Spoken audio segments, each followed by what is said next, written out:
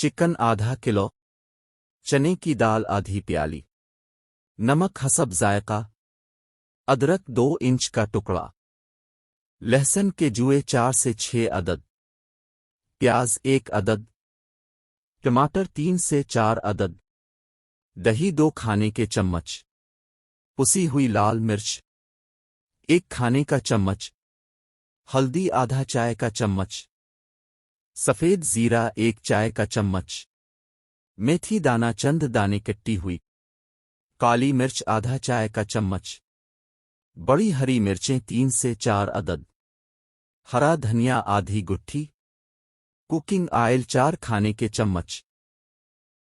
धोकर गर्म पानी में भिगोकर रखी हुई दाल में हल्दी और 1 चाय का चम्मच कुकिंग ऑयल डालकर आबाल लें।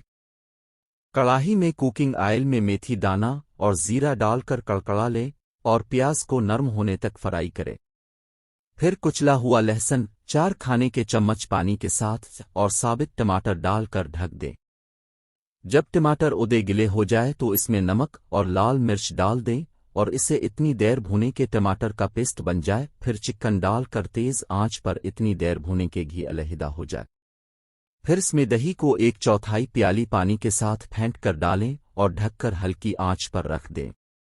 जब चिकन गलने पर आ जाए और दाल मुकम्मल तौर पर गिल जाए तो दोनों को मिला लें और हरी मिर्चें, बारीक कटी हुई अदरक, हरा धनिया और काली मिर्च डालकर दम पर रख दें।